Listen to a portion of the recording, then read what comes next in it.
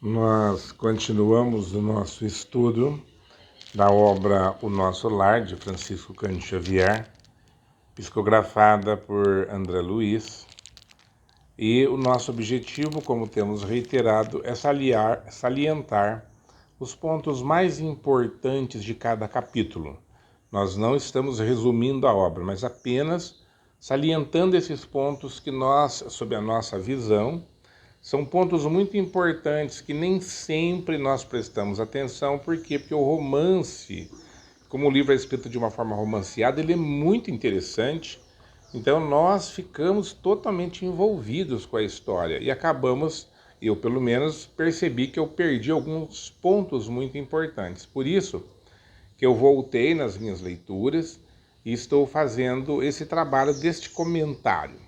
Então, nesse capítulo 29, que se chama A Visão de Francisco, me parece que o aspecto mais importante é o fato de que esse rapaz, que se chama Francisco, que está sendo atendido lá nas câmeras de regeneração, que é um lugar assim bastante onde as pessoas estão muito doentes mesmo, por isso que elas são atendidas nesse local do nosso lar, e como nós já vimos, ele fica no subsolo, para ficar mais próximo das zonas umbralinas, explica André Luiz. Esses espíritos totalmente perturbados, e no caso o Francisco é um jovem que teve a sorte de ter pais que o amavam muito, e estes pais têm um grande mérito na obra do Nosso Lar, da cidade Nosso Lar. E a Narcisa, que é a enfermeira-chefe ali, pelo que parece, ela está explicando que graças a esse trabalho do pai e da mãe do Francisco, ele foi recuperado de lugares muito doídos lá das trevas do umbral. O que aconteceu com ele? Ele levava a vida como um bom vivan, aparentemente, e num acidente terrível desencarnou. Muito bem, quando ele desencarna, ele não se conforma com o desencarne e fica preso ao corpo, fica grudado ali no corpo. Ele não quer se desligar do corpo de maneira nenhuma. Claro, porque a vida dele era uma vida de prazeres carnais. Ele estava vinculado às sensações e às paixões permitidas pelo corpo físico. Ele não vislumbrava a perenidade da vida espiritual, que é para a qual todos nós estamos destinados. E todos nós estamos destinados ao crescimento e à evolução. Portanto, é muito triste quando nós percebemos que, de fato, muitas pessoas, é muito comum as pessoas esquecerem que vão morrer. E é muito interessante a gente esquecer que vai morrer, porque todo mundo morre. À nossa volta morrem os nossos pais, morrem os nossos amigos, e tristemente dizer, às vezes morrem os nossos filhos. Isso acontece, por quê? Porque é da natureza. Nós encarnamos, ficamos um período de vida aqui na Terra, e depois nós desencarnamos e voltamos para a nossa casa. Por quê? Porque o nosso destino e a nossa origem é o mundo espiritual. Aqui na Terra é um momento de passagem.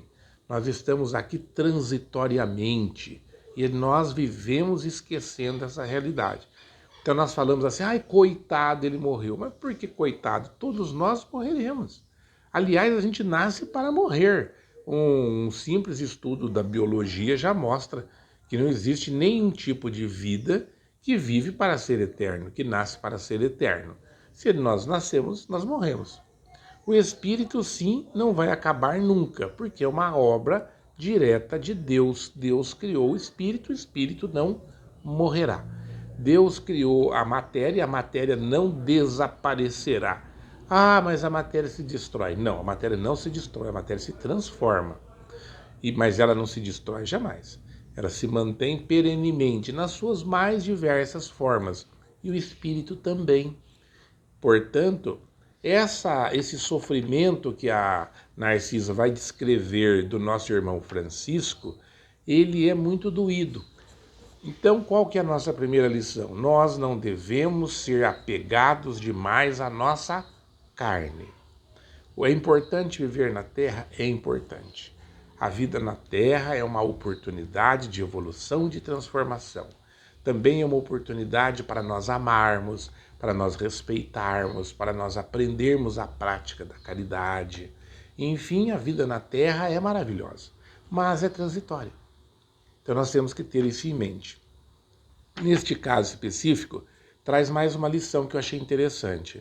O Francisco foi um espírito que ficou tanto tempo preso ao corpo, que estava em decomposição, que quando o corpo começa a sofrer aquele processo natural, que aquelas células que nós carregamos dentro de nós, aquelas vidas que nós carregamos dentro de nós, que só, agora isso que é interessante, só despertam para a vida quando o corpo morre, porque a função destas vidas é eliminar o nosso corpo. Quando isso aconteceu, ele passou a ver nestas criaturinhas um monstro. Então ele grita todo o tempo, o monstro está me perseguindo, o monstro está me pegando, ele enlouquece. E ele só vai melhorar mais tarde quando o pai, que é um espírito de alta evolução, consegue transferir-lhe um poderoso passe, uma energia fantástica que faz com que ele comece a se recuperar. Então, nossas lições que eu achei fundamentais. Primeira, não sermos apegados demais à vida material e lhe darmos o valor que ela tem e não mais do que isso. Segundo, nós não podemos de maneira nenhuma ficarmos presos às coisas da terra, porque estas coisas nos perseguirão depois do desencarne, porque nós ficaremos vinculados a ela. E também há mais um detalhe importante nesta história, que é quando nós temos merecimento de ter um espírito bom que nos auxilia, que nem o Francisco, o pai dele era um espírito de alta evolução, conseguiu tirá-lo lá das trevas. O André Luiz também foi assim. A mãe dele tinha grandes méritos, conseguiu resgatá-lo mais rapidamente. Ora, o que devemos fazer nós? Devemos ser o melhor possível. Nós devemos fazer o maior bem possível. Por quê? Porque em um primeiro momento nós vamos nos transformando em criaturas melhores. Mas em um segundo momento nós vamos adquirindo simpatias. O Clarencio deixa isso muito explícito para o André Luiz. Nós temos que adquirir simpatias. Nós precisamos auxiliar e amar as pessoas que nos cercam, porque nós vamos precisar delas. A todo tempo, em todo momento, nós temos que ter essa visão de que um depende do outro. Cada pessoa que está à nossa volta é um braço para nos apoiar. Portanto, nós devemos apoiar todos os que nos cercam. Quando nós regressamos para o mundo espiritual, nós então entendemos quanto é importante nós termos cativado pessoas ao nosso redor. Jesus certamente pensava nisso quando ele dizia que nós devemos perdoar, não devemos guardar mágoas, não devemos guardar rancores, porque essas coisas só nos farão sofrer. Se nós esquecemos o mal que nos é praticado, se nós retribuímos com o bem, fatalmente nós cativaremos pessoas e cativaremos os bons espíritos que nos cercam. Então, um dia, quando nós estivermos em situações críticas, tanto no mundo da carne como no mundo espiritual, serão estes espíritos que nós cativamos com o nosso amor, com a nossa ternura, que nos auxiliarão. Que Jesus te abençoe, abençoe sua família. Se você gostou, curta o nosso canal e compartilhe com aqueles que são simpáticos a esta ideia de transformação. Que Jesus nos abençoe a todos.